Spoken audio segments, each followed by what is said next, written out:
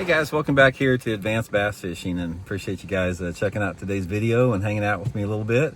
Guys, I'm probably going to be doing a lot of in the truck videos this week because we had a bad lightning storm come over at the house, and our house got hit by lightning and it fried out our well pump, so we had to have all that fixed over there, and it also fried out our internet, and they can't come in for a week to fix it. So I got to go into town to post these videos when I do them. So over the next week, I'm probably going to be doing it from all ball places. The video I want to do, guys, today is I want to talk about how to select lure color. You know, just have sort of a broad conversation on that, because lure color, man, it has so much to do with maximizing the technique that you're fishing, maximizing your fishing success. I put a lot of emphasis on it. There's a lot of people out there that say, oh, Randy, lure color, bass can only see gray or red or whatever. I don't agree with that. There's no way that a person, even through studies, can determine what exactly bass can see from their perspective. I know for sure from my own bass fishing experience that the color makes a huge difference. And I've sort of got like some foundational, pieces of, guidelines that I go by. I want to share with you guys that's been successful for me. So we'll get into that. Also, guys, a couple quick things before we get started. Just a couple housekeeping tips to remind you guys of. You may or may not have seen it, guys, but Cast King has got that in celebration for America's 250th anniversary this month. They got that Patriot Special rod and reel combo. You probably seen me post it.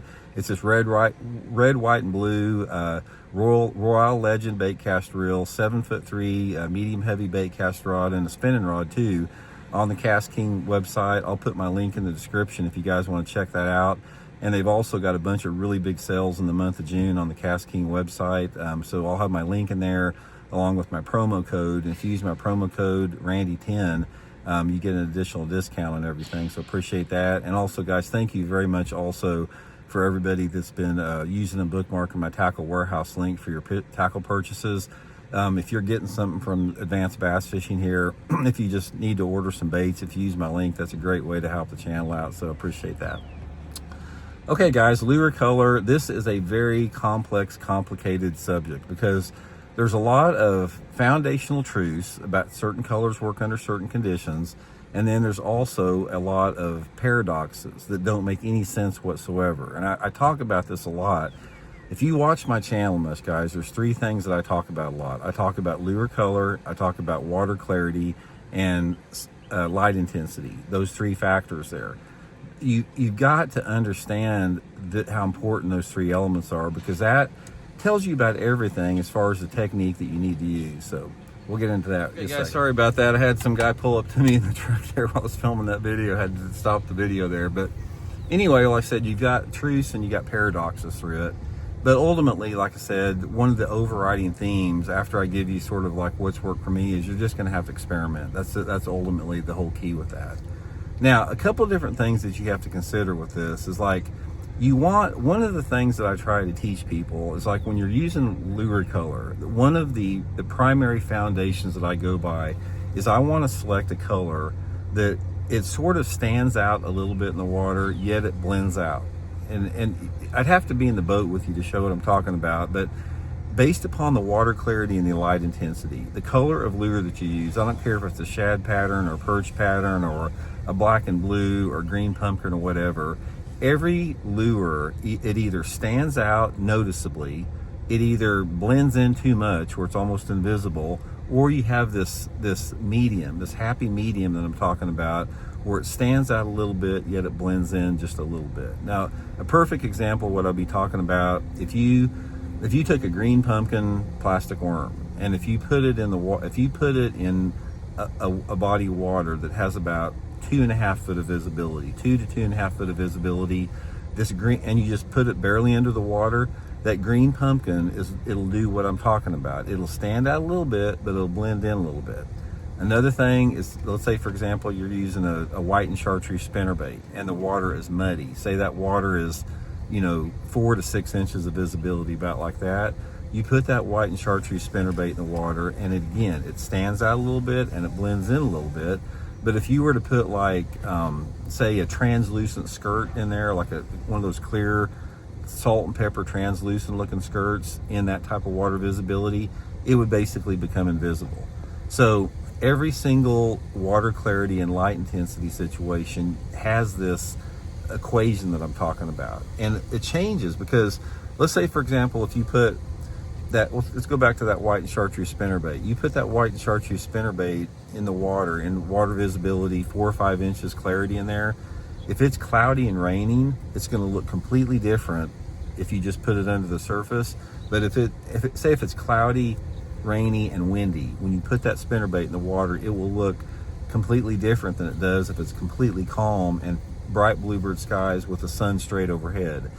The light intensity within the water is going to be different. So this is what I'm talking about, that you probably haven't heard about before, is you have to try to find that. And that's why it pays to have a lot of different colors. So like on your soft plastic lures, guys, I have different types of green pumpkins with different type of flakes in them, like purple flake, red flake. I've got watermelon seed, I've got watermelon red, I've got watermelon candy, I've got black with red flake, I've got black with blue flake. And I do that to match all the different type of scenarios we're talking about. The same with my jerk baits, and the same with my crankbaits and spinner baits. So try to seek that a little bit, and I'll probably try to do a video at some point that shows you exactly what I'm talking. But that's the first thing with it. Okay, the second thing with it is, one of the things that you're going to find out about lure color is that when you're talking about the mood and the personality of the bass, your bright colors, like your chartreuse sided crankbaits, your bright topwaters, like pearls or whites or something like that, those are going to be very appealing to the aggressive fish. And that's why those type of lure colors are better on conditions that are conducive for the fish to be aggressive. Southerly airflow, overcast skies, warm weather, that type of thing. The bright lures are always more attractive to the bigger fish.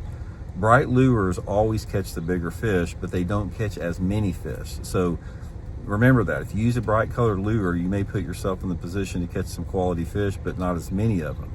On the other end of the spectrum, if you use more of a translucent natural color, like a translucent looking jerkbait or something like that, or a real pale shad looking color or something like that, or again, a green pumpkin, or more of a neutral colored plastic worm, those are going to appeal a lot of times to the less aggressive fish and the highly pressured fish. So let's say, for example, you fish a highly pressured public body of water. Your soft plastic colors, like your browns and your greens and your watermelons, are going to do a lot better usually than like your blacks or June bugs or something like that. And if you're using a crankbait, normally like a shad pattern or perch pattern is going to be doing different, more of a shad pattern topwater. That's just, it has to do with the mood and the personality of the fish. Ultimately, you got to be able to start somewhere. So that's sort of a guideline that I go by. But like I said at the start of the video, you've got to experiment to find out what the best color. And here's the way to isolate the best color is, let's just throw this scenario out there. You're fishing a riprap bank, and you're throwing a sexy shad crankbait, and you fish 100 yards of this riprap, and you catch 2 bass on this sexy shad crankbait. You know there's fish there, you know they're hitting a crankbait. Once you catch a bass and you know there's bass in the area, this is when you want to experiment. So if I'm practicing or fishing for fun, and if I know there's some bass in an area, I immediately stop using the lure that I'm catching them on, and I try a different color, because I want to try to isolate and figure out the best color. I'll try a different color for 15 minutes or so. If not, I'll try a different color, and I'll go through the process until I hit upon the best one. Maybe sometimes the best one is the one that I started out with. But that's how you really isolate and figure out the best lure color with it. And another thing I'll give you guys a tip about lure colors, guys, use dyes and fingernail polish and that type of stuff to modify and put your own color on it. I use dye a lot. I use every type of dye that they make, chartreuse, orange, blue, red. I'm always trying to create something that you don't see off the big box stores, off the shelves. If I'm using a hard bait, I usually put some fingernail polish red on the gills. Sometimes I'll put some orange on the belly. I'm always wanting to try to make something different, because bass get conditioned to a lot of those baits that you buy off the shelf, because that's what everybody uses. So main thing, guys, is use your creativity, use your imagination with different lure colors, and just experiment. You got to start somewhere. I sort of gave you a good guideline where to start out with, and Hope it helps you guys catch some good fish.